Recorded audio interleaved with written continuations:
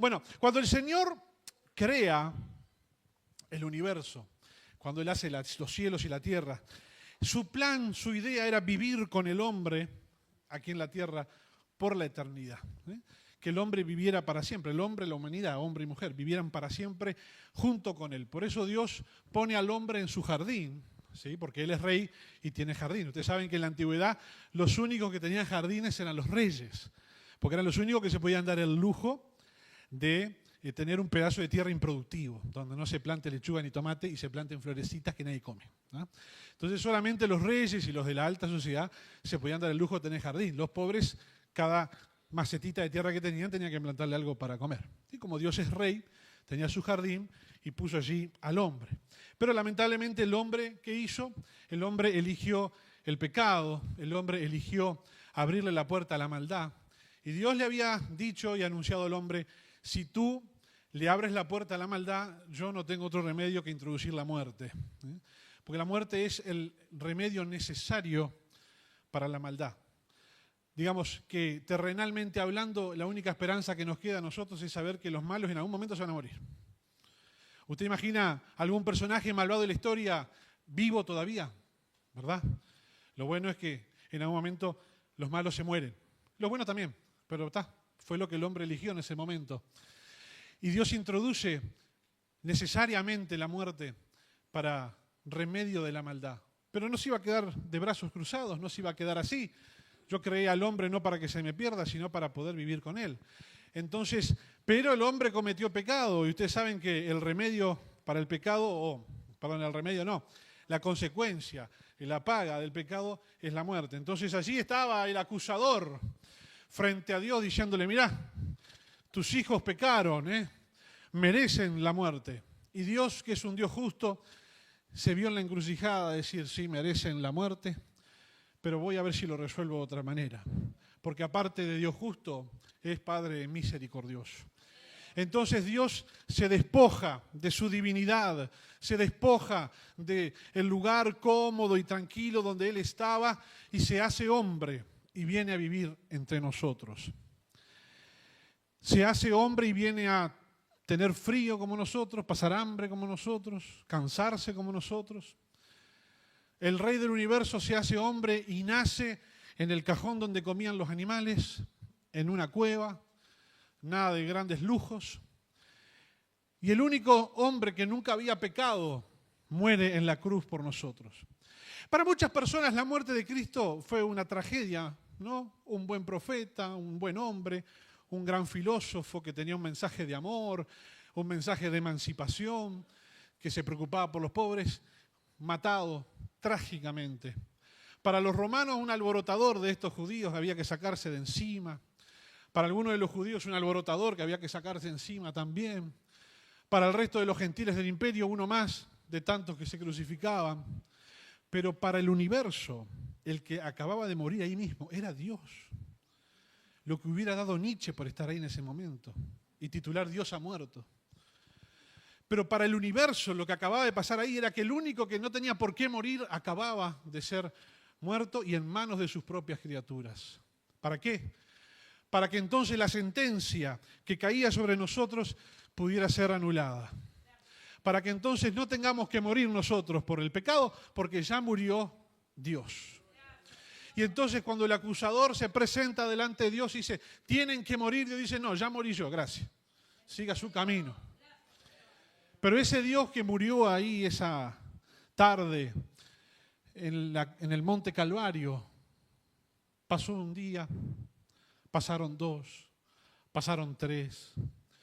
Y dice la Biblia que el domingo temprano de mañana, cuando todavía estaba oscuro, las mujeres tomaron las especias aromáticas y se dirigieron hacia la tumba. Significa que tomaron especias aromáticas para embalsamar el cuerpo de Jesús. O sea que ellos esperaban ver a Jesús muerto allí. Aunque Él les había prometido que en 3 días se iba a levantar de los muertos.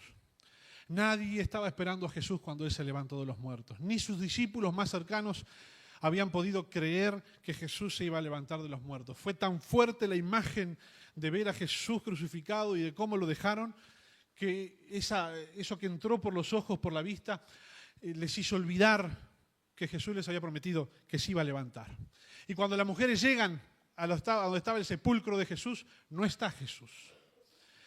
Entonces, María confunde a Jesús pensando que era el jardinero. Y era Jesús. Entonces María vuelve con los discípulos y les dice, o sea, porque recién cuando lo vieron, era verdad, mira qué bárbaro. Entonces vuelve a los discípulos y le dice, che, ¿se acuerdan que Jesús dijo que iba a resucitar? Sí, resucitó. Estás loca. La Biblia dice que a los discípulos les parecía locura las palabras de las mujeres.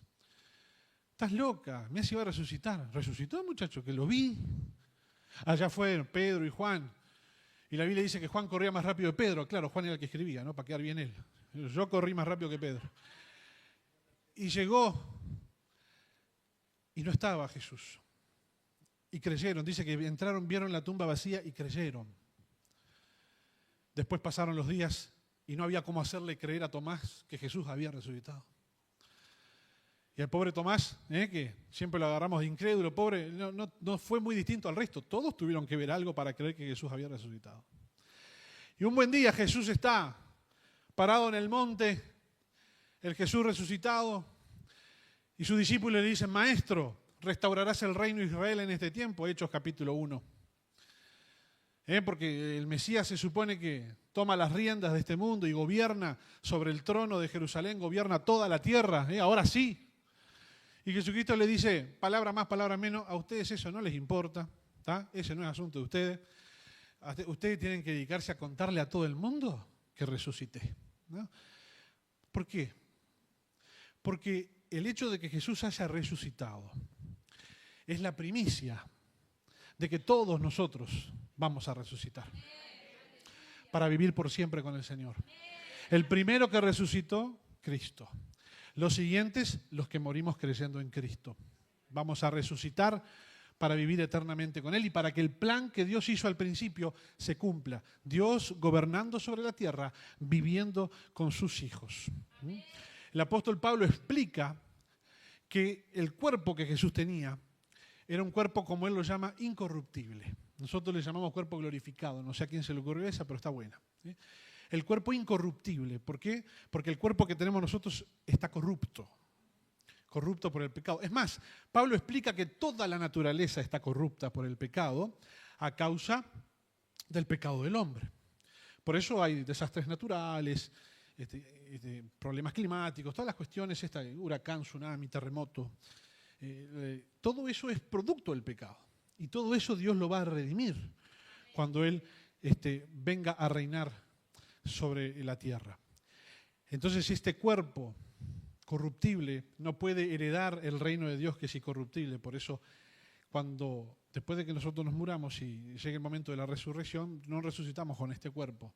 No son estos átomos, no son estos huesos, sino un cuerpo glorificado. Pero algunos no van a morir cuando Cristo venga. Entonces esos van a sufrir una transformación. Yo no sé cómo va a ser, de película, ¿verdad? De ciencia ficción. Van a sufrir una transformación, sus cuerpos serán transformados, porque a partir de ese momento vamos a vivir para siempre. Bien, bárbaro. ¿Cómo sabemos qué es lo que va a pasar en ese momento? Y es a lo que nos vamos a dedicar en esta noche. Porque en algún momento a Jesús se le pararon y le dijeron, Jesús, ¿cuándo va a pasar todo esto? ¿Cuándo va a ser tu segunda venida? Que tú vas a venir, vas a acabar con las guerras, te vas a sentar en el trono vacío que dejó David, vas a gobernar toda la humanidad, nosotros vamos a gobernar contigo. ¿Cuándo va a ser eso? ¿Sí? Mateo capítulo 24 le preguntan a Jesús, ¿y esto cuándo va a ocurrir? Y Jesús empieza a dar toda una serie de señales de cuándo eso va a ocurrir. Y yo como soy muy generoso, lo voy a agarrar más o menos en el versículo. ¿En qué versículo dije que lo iba a agarrar? 24, 36. Mirá, les ahorré 35 versículos.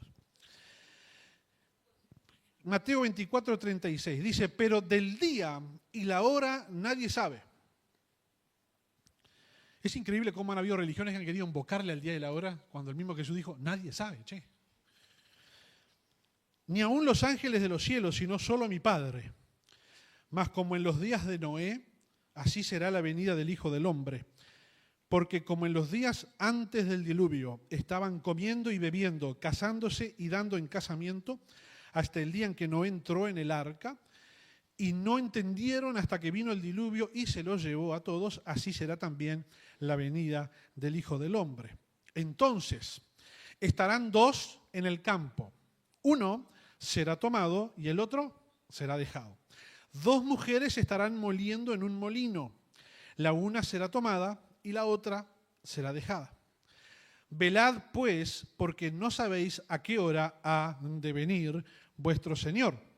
Pero sabed esto, que si el padre de familia supiese a qué hora el ladrón habría de venir, velaría y no dejaría minar su casa. Por tanto, también vosotros estad preparados, porque el Hijo del Hombre vendrá a la hora que no pensáis. ¿Quién es, pues, el siervo fiel y prudente al cual puso su Señor sobre su casa para que les dé el alimento a tiempo? Bienaventurado aquel siervo al cual, cuando su Señor venga, le halle haciendo así. Esta es nuestra definición de felicidad. Cuando el Señor venga, nos encuentre cumpliendo nuestro propósito. De cierto os digo que sobre todos sus bienes le pondrá.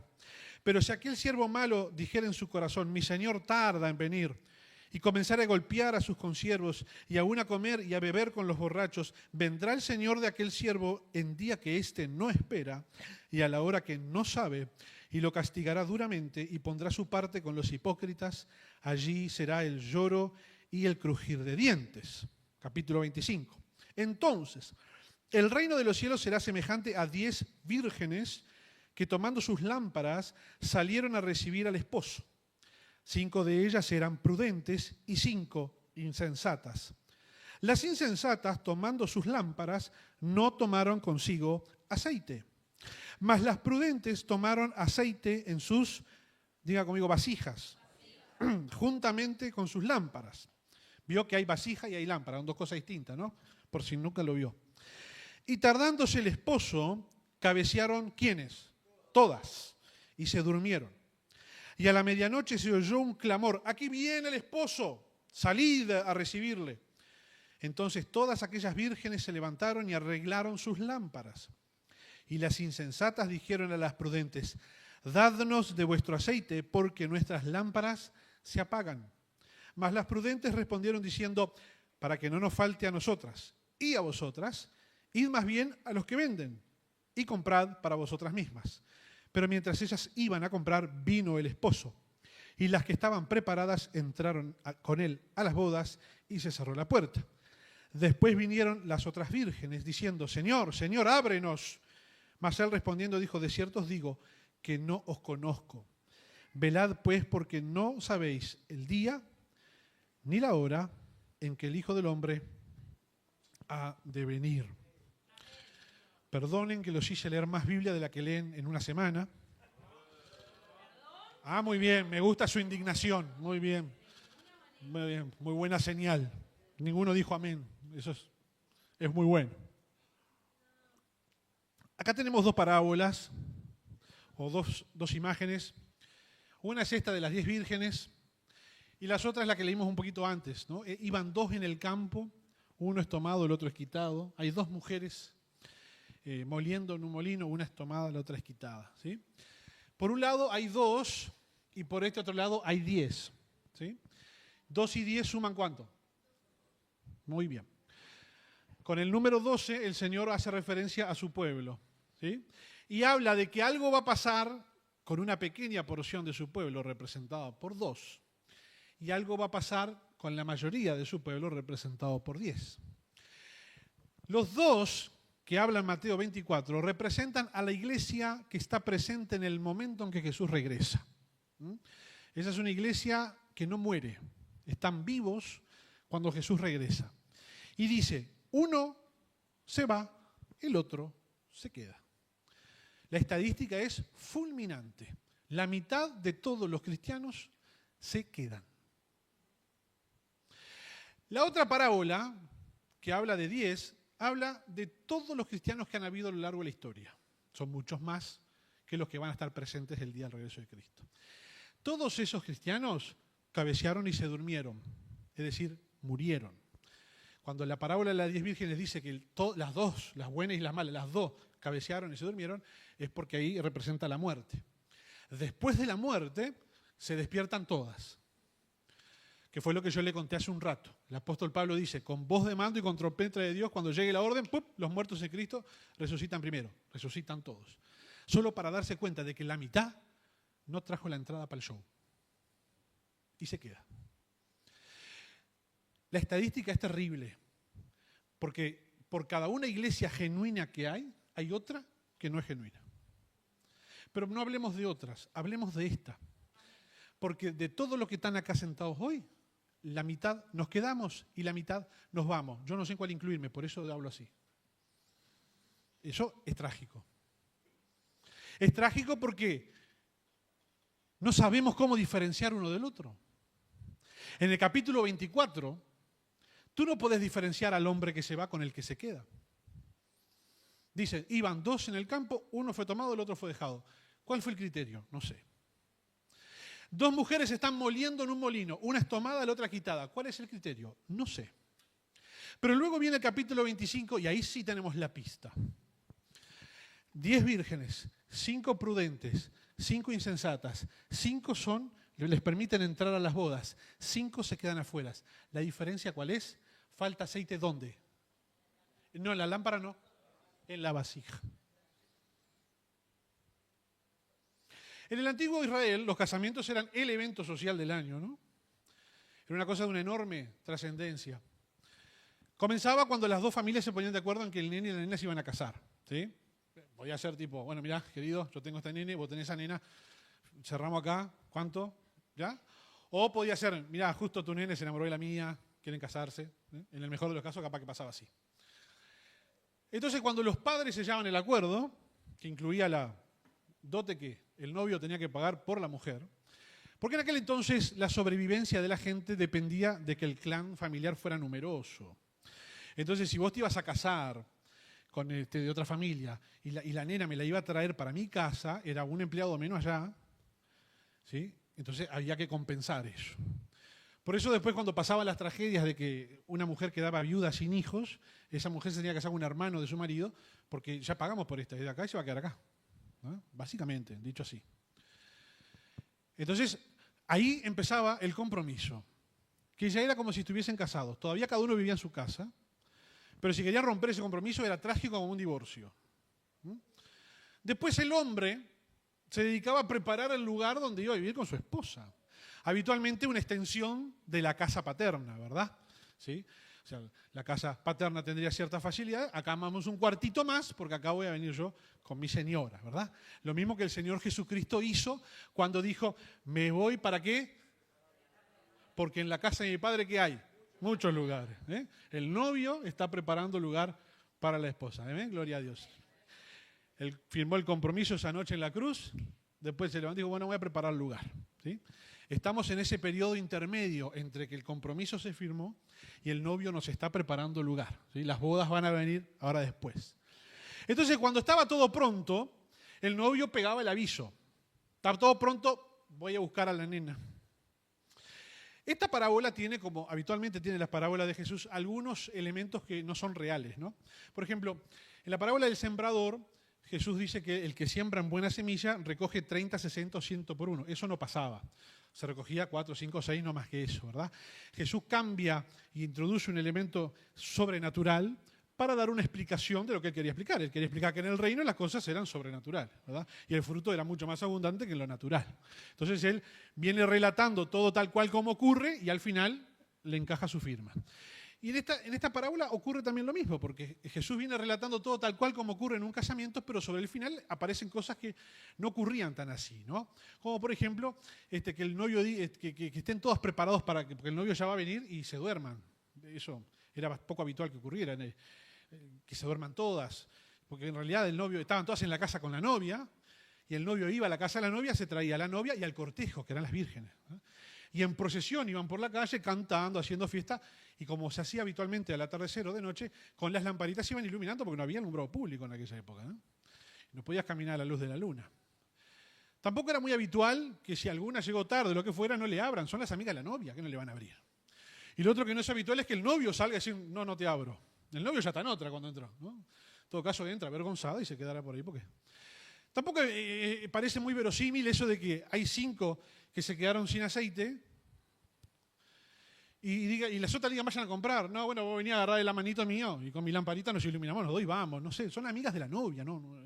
El relato ahí confunde un poco. Pero Jesucristo le introduce esos elementos para dar un mensaje muy claro. Y el mensaje es, o estás preparado para entrar o no entras. O te tomás en serio la vida cristiana o no entras. Si te vas a distraer, te lo vas a perder. Las bodas acá serán como son, pero la mía va a ser distinta. En la mía para entrar hay que estar preparado y con todo para entrar.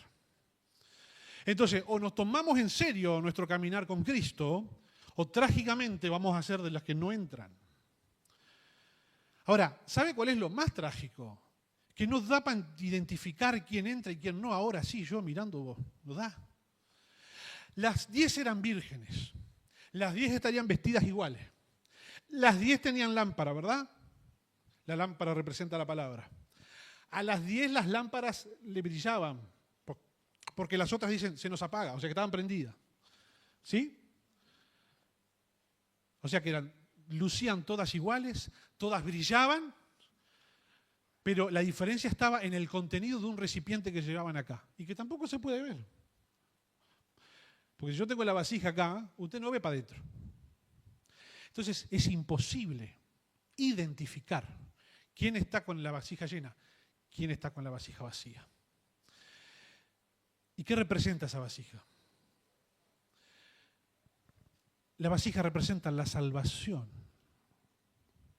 La vasija representa que de verdad yo haya nacido de nuevo.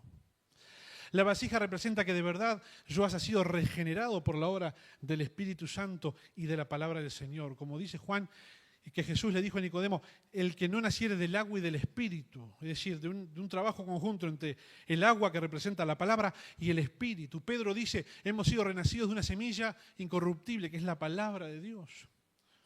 ¿Por qué?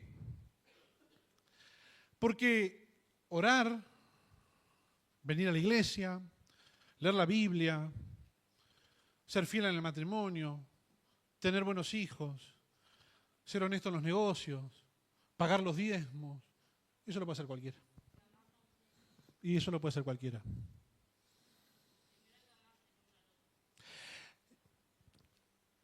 Eso está todo muy bien que se haga. Ahora, la diferencia está en si yo tengo aceite en mi vasija y todo esto que yo hago es producto de que yo fui salvado por Cristo, o si todo esto que yo hago son simples hábitos que yo incorporé porque me relaciono con una comunidad sana. Porque orar puede orar cualquiera. Leer la Biblia, todo el mundo lee libros. Venir a la iglesia, bueno, y la gente los domingos va al estadio, y la iglesia es lo mismo, van a un lado. Ser fieles en el matrimonio, mucha gente ni es creyente y cree en la monogamia. Ser honesto en los negocios, hay mucha gente que ni es creyente y prefiere hacer la cosa honesta para no tener lío. Entonces, todas esas cosas que a veces nosotros nos confundimos y creemos que eso identifica a un cristiano, en realidad esos son hábitos que puede adquirir cualquiera. La pregunta es, ¿son esos hábitos que a mí me nacen desde dentro porque mi vasija está llena? ¿O son hábitos que adquirí porque estoy con los demás? Y esa respuesta no la podemos responder. Por eso nosotros tenemos que ir a la presencia del Señor cada día. Ahora, Señor, que mi vasija esté llena. Que yo haya nacido de nuevo. Que tú me hayas transformado. No te confíes en tus propias obras. No te confíes en tus propios hábitos. El profeta Isaías decía, de parte de Dios, este pueblo de labios me honra, su corazón está lejos de mí. Y el temor que me ofrecen, el culto que me hacen, dice, es pura rutina humana. Son mandamientos de hombres que le han enseñado. Es pura rutina humana. Es decir, que se puede rendirle culto a Dios, entre comillas, cuando en realidad eso son simples hábitos que hemos incorporado. Entonces uno tiene que asegurarse de que la vasija está llena.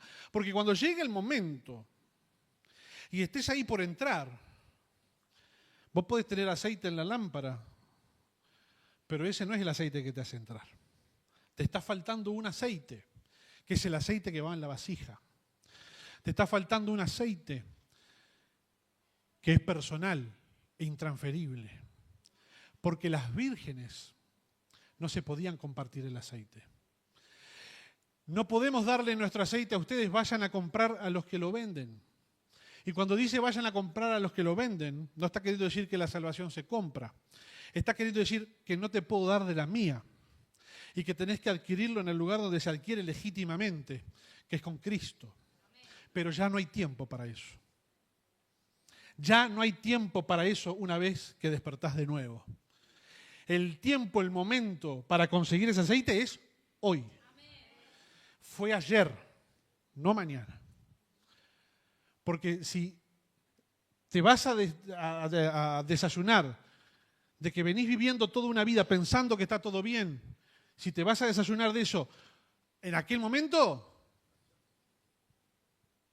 no tiene arreglo. No tiene arreglo. Entonces es hoy donde yo me tengo que tomar en serio mi vida cristiana.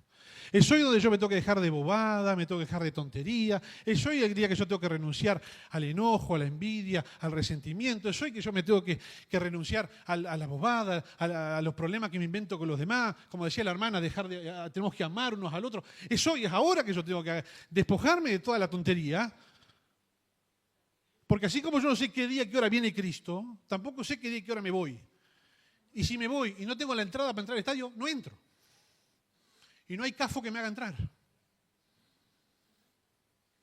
Si cuando llegues a ese momento no está la entrada en el bolsillo, y no hay 2 por 1, ¿eh? No es, tengo la entrada yo acá, entra este conmigo. No. Como cuando íbamos a la Colombia, 2 por 1. No hay 2 por 1. Entonces, Señor, llena mi qué. ¿Dónde va el aceite? En la vasija. El aceite va acá, en mi vida, en mi interior, no en la lámpara, en la vasija. Yo, no sé, yo si fuera usted, yo agarro un papelito y escribo las 10 vírgenes y lo pongo con un imán de heladera, cosa de que usted todos los días cuando va a hacer la leche de mañana diga, las 10 vírgenes, tengo que orar, Señor, pon aceite en mi vida. Entonces, si quiere se hace un tatuaje acá, les autorizo un tatuaje acá, ¿vieron? Que diga, las 10 vírgenes.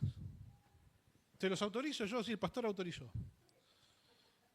Algunos están pensando, ¿y quién es el pastor para autorizarme a mí a hacerme un tatuaje? No, nadie, pero no importa, queda bien. Algo que vos veas todos los días y diga, ay, las 10 vírgenes, las 10 vírgenes. Me tengo que acordar, no me puedo olvidar, no me puedo confiar, me tengo que preocupar si realmente estoy regenerado. De mañana principalmente, ¿eh? Cosa de, Señor, líbrame del mal en este día. Por eso en el Padre Nuestro Jesucristo liquida, líbranos del mal. Porque en este día voy a tener circunstancias, situaciones, que lo que salga de adentro es, Señor. Y después la otra, ¿no? El Salmo 51, ¿no? Examíname. Examíname, porque usted no se puede examinar a usted mismo, porque si yo me examino a mí mismo, yo soy un crasa bien, ¿no? Yo soy el número 1, si me examino a mí mismo. Y si usted se examina a usted mismo, usted es el número 1. ¿Sí? No porque me está, porque mira, sí, acá. Pero va a decir que no para quedar bien conmigo. Yo soy el número 1. A ver, ¿qué rol me vas a marcar? A ver. ¿Viste? Uno no puede hacer el proceso de examinarse uno mismo. Dios tiene que examinarnos a nosotros. Por eso después ocurren circunstancias en la vida que permiten que uno saque adentro lo que tiene. Pasó tal cosa, salió la envidia. Pasó tal cosa, como predicó el pastor Charlie el domingo pasado, estamos como Siba, viéndole los bienes al otro, a ver qué puedo garroñar de ahí. Pobre Mefiboset. Entonces ocurren cosas en la vida y sale el resentimiento. Te cruzaste con aquel que hace tiempo que no ve, que vos dijiste, no, yo lo perdoné. Y se encendió el leviatán adentro. Gracias, Señor, me mostraste que tengo que orar por esto. Ahora, ¿dónde se consigue el aceite? Porque yo no vine solamente acá para decirle, Danger, tenemos un problema, felicidades, chao, nos vamos. Ahí ven como la regla. Vamos a ver si encontramos dónde se consigue el aceite. Decirle que tenés al lado, en el secreto. Jeremías 23, 18. Dice el Señor, porque ¿quién estuvo en el secreto de Jehová y vio y oyó su palabra? ¿Quién estuvo atento a su palabra y la oyó? Versículo 22. Pero si ellos hubieran estado en mi secreto, habrían hecho oír mis palabras a mi pueblo y lo habrían hecho volver de su mal camino y de la maldad de sus obras. Fíjense qué terrible que es este versículo. En el pueblo de Israel habían profetas con toda la pinta de profeta, así como yo hoy que viene con pinta de pastor, panza, corbata, todo, pero no iban al secreto. Profetas con toda la pinta de profeta que profetizaban y no tenían intimidad con Dios. Porque cuando Dios dice en esta parábola, cuando Jesús dice en esta parábola y en otras, no os conozco, se está refiriendo ni te conocí ni te conozco ahora. No sé quién sos. El no os conozco en el sentido bíblico de intimidad. Ni te conocí, ni te conozco ahora. No sé quién sos. Y habían profetas con la pinta de profeta y profetizaban. Y resulta que los tipos no iban al secreto. Ahora, si vos vas al secreto, ahí vas a escuchar la palabra de Dios. Si vos vas al secreto, ahí vas a escuchar la voz de Dios. Ahora, si vos no tenés secreto, vas a andar por la vida pensando que la vasija que tenés acá está llena y no está llena. Pero cuando vos vas al secreto con la vasija, se deja ver el interior. O sea, no esperes que el pastor venga a decirte, hermano, usted tiene la vasija vacía, sálvese, porque no va a pasar. No lo va a descubrir el pastor, Dios no se lo va a revelar. Usted tiene que ir al secreto, a escuchar las palabras de su propio Padre hacia su vida. Y ahí el Señor le va a revelar si la vasija está llena o no está llena. La vasija se tiene que llenar. No, esa vasija o está vacía o está llena, no está media. O tiene salvación o no tiene salvación. Y yo me tengo que preocupar por eso ayer, no mañana, ayer. Ahora, mire acá, Génesis 18, versículo 17. Mire esta conversación que Dios tiene que es impresionante. Mire lo que dice, es Dios que está hablando. Dice, y Jehová dijo, ¿encubriré yo a Abraham lo que voy a hacer? Versículo 18. Habiendo de ser Abraham una nación grande y fuerte, habiendo de ser benditas en él todas las naciones de la tierra, porque yo sé que mandará a sus hijos y a su casa después de sí, que guarden el camino de Jehová, haciendo justicia y juicio, para que haga venir Jehová sobre Abraham lo que ha hablado acerca de él. Fíjense en el vínculo que Dios tenía con Abraham, un vínculo de amistad tan íntimo que Abraham dice, habré de ocultarle, Dios dice, habré de ocultarle yo, no le voy a contar yo a Abraham lo que voy a hacer. Podría no contarle nada. O Dios le cuenta a usted lo que va a hacer mañana o pasado, cuando va a caer un meteorito, qué sé yo. Sin embargo, el tipo está a punto de hacer algo tremendo y dice, pará, voy a charlar con Abraham, se lo voy a contar. ¿Cómo no se lo voy a contar? Si Abraham mi amigo. ¿Pero por qué? ¿Por qué Abraham tenía esa cercanía con Dios, esa intimidad con Dios? Al punto tal de que Dios dice, voy a hacer algo, pero primero se lo voy a contar a Abraham. Le voy a chusmear con él. Le mando un WhatsApp antes de hacerlo para que sepa. Porque Abraham tenía dos cosas. Y acá abra el oído. Hay dos cosas que hay que tener, que se obtienen cuando uno está en el secreto. Una depende de Dios, la otra depende de usted. Dice, habiendo de ser Abraham una nación grande y fuerte y habiendo de ser benditas en él todas las naciones de la tierra. Eso se llama propósito. Diga propósito. Propósito es algo que Dios le da. Todos tienen propósito. Dios le da un propósito a cada uno. ¿Sí? Eso no depende de usted. Eso ya está guardado. Así como Abraham tenía propósito, tu vida tiene propósito. Dios te ha dado un propósito. Ni naciste de casualidad, ni sos un error. Dios te pensó, Dios te creó, Dios te puso acá. Te podía haber hecho nacer 100 años antes, 100 años después. Quiso que fuera acá. Quiso que fuera en este país, lo lamento mucho. ¿No? Fue en Latinoamérica, oh, qué pena. ¿Está? Pero fue Dios quien lo hizo. Y Dios tiene un propósito para eso. Bien, ahora falta la segunda. Mire el siguiente versículo. El 19 dice, porque yo sé que mandará a sus hijos y a su casa después de sí, que guarden el camino de Jehová haciendo justicia y juicio. Dios estaba seguro de lo que Abraham iba a hacer. Yo sé que este hombre va a seguir mi camino y va a hacer que su casa siga mi camino. Yo pregunto, ¿de cuánto de lo que estamos acá Dios está seguro, confiado, se la juega de lo que vamos a hacer dentro de un rato? Dios estaba seguro de la actitud, de la conducta que Abraham iba a tener. Abraham era tan confiable para Dios que Dios podía confiar en Abraham. Dios dice, yo sé que este tipo se va a comportar de esta manera. Yo no sé si puedo decir si yo mismo me voy a comportar de qué manera mañana cuando me caiga la primera prueba de la semana. Y yo no sé si ustedes pueden agarrar y decir, yo estoy seguro de que cuando ahora en la semana me caiga 2 o 3 pruebitas que siempre caen toda la semana, yo me voy a comportar como un gentleman. Yo sé que Abraham mandará a sus hijos y a su casa después de sí, si primero él, después sus hijos y su casa, a que guarden el camino de Jehová, haciendo justicia y juicio. Haciendo mishpat y sedek, justicia y juicio. Justicia y juicio, justicia significa el valor, la idea, ¿sí? La moral. Y juicio significa la acción. Y está refiriéndose acá, después hay un salmo que dice, justicia y juicio son el fundamento de tu trono. Se está refiriendo acá a los mandamientos. A los mandamientos.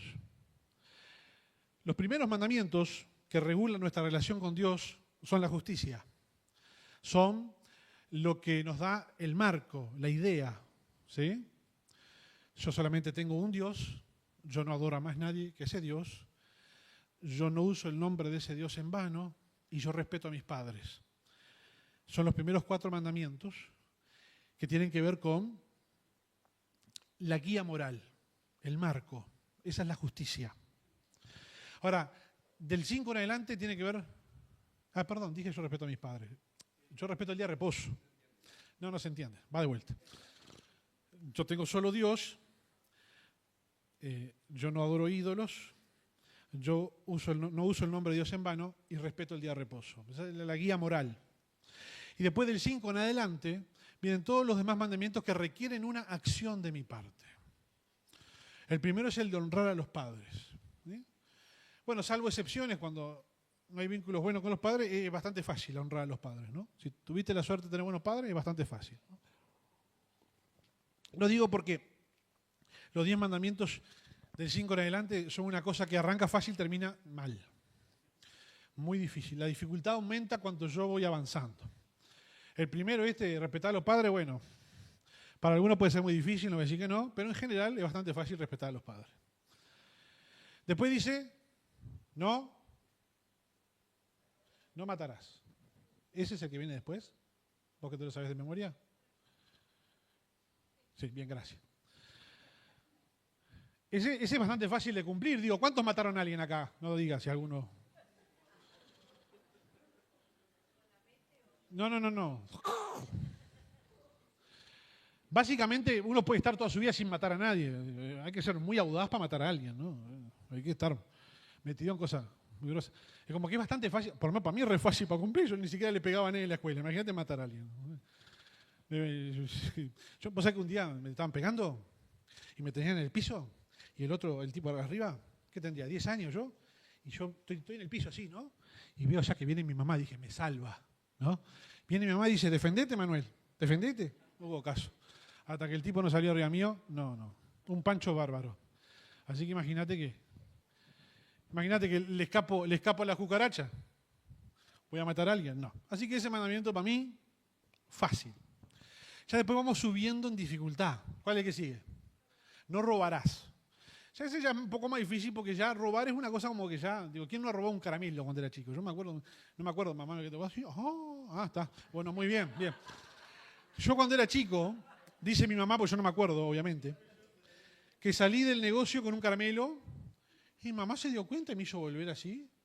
Me puso frente al... ¿Viste que todos los negocios tienen un guardia, un tipo que está parado y viendo que no te robes nada? Bueno, Devuelva el caramelito. Ay, señor, devuelva el caramelito. ¿Está? Pum. Así, y bueno, después la vida te lleva, unos más, otros menos. ¿Está? Es que ese como que es más fácil de romper. Más difícil de cumplir que el anterior. El no matarás, ¿verdad? Así que no matarás, bastante fácil. No robarás, ya se entra a complicar. No cometerás adulterio. Hay más infieles que ladrones en el mundo, estoy seguro.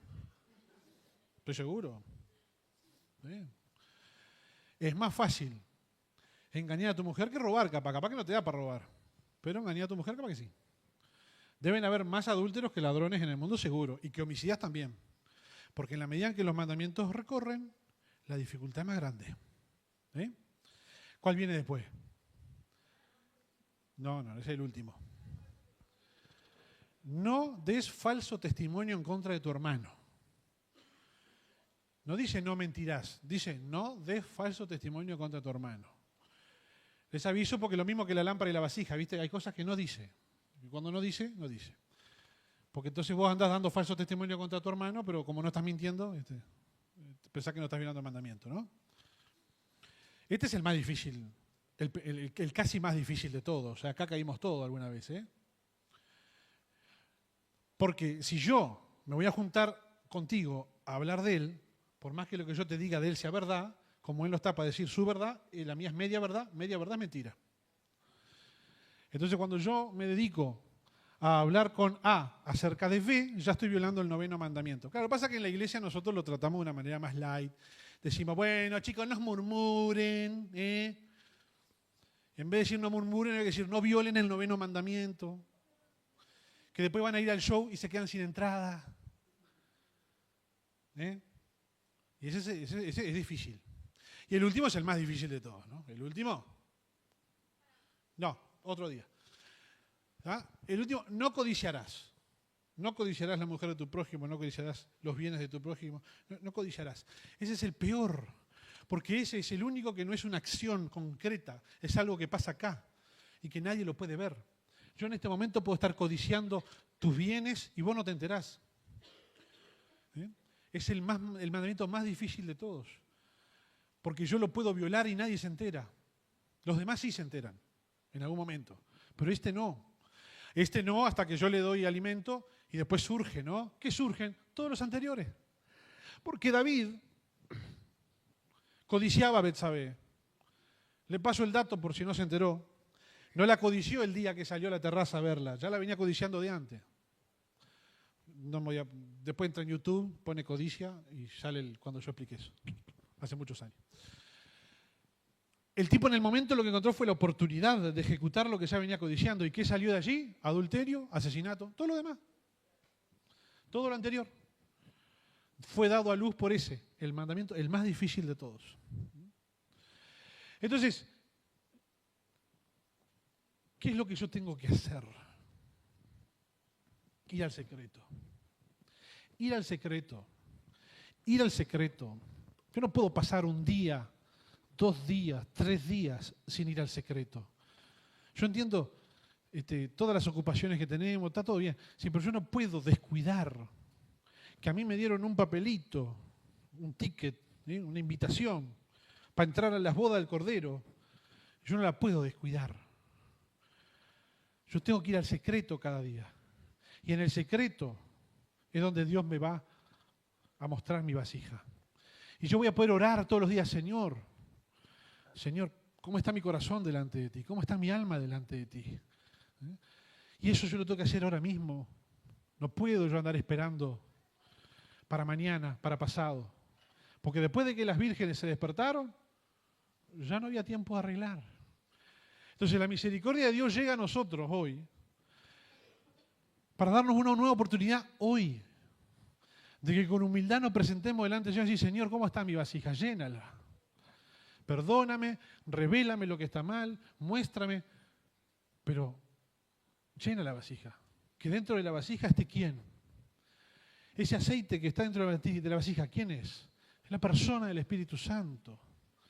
Ahora, yo no puedo tener a la persona del Espíritu Santo dentro de mi vasija y sacarla, y ponerla y sacarla, y ponerla y sacarla.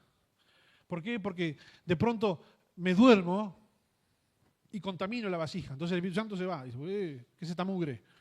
Ay, no, ahí limpié, venga de vuelta. Va, viene, va. No, se cansa algún día, ¿eh? Yo no puedo dormirme en los laureles, yo no puedo confiarme y dejarme contaminar la vasija de mi vida. La tengo que mantener limpia, la tengo que mantener pura. Debo vivir en santidad. El Señor le dijo a sus discípulos, ustedes ya están limpios por la palabra que les he hablado. Nada más limpies en los pies. Porque en el caminar nos ensuciamos un poco, está bien. Pero no metemos la pata en el barro hasta la rodilla, porque el Señor mandó limpiar los pies. La pata en el barro hasta la rodilla ya, no, pará. Entonces, hay cosas que ensucian la planta del pie en el diario caminar y debo limpiarlas. Por eso debo ir todos los días al secreto del Señor, a limpiar mi suciedad y a ver, déjame ver, Señor, para dentro de la vasija, déjame ver para adentro, a ver si está el aceite allí o no está el aceite allí. No vaya a ser que me vaya y cuando llega el momento diga, ay, no tenía aceite. Ya no hay tiempo ahí. El tiempo es hoy. El tiempo es hoy de ir al secreto y de incorporar los mandamientos del Señor en nuestras vidas. Para que Dios pueda decir de nosotros, yo sé que este hijo se va a comportar de esta manera. Va a seguir mi camino él y sus hijos y toda su casa. Entonces, como yo le di un propósito y como yo sé cómo este se va a comportar, le voy a contar algunos secretos. Le voy a revelar algunas cosas. Vamos a tener amistad y vamos a caminar juntos. Porque la Biblia dice que Dios caminaba junto con Enoc. No importa, esto es lo mismo. Los dos eran barbudos, ¿no? Me imagino. Póngase de pie, vamos a estar adorando al Señor.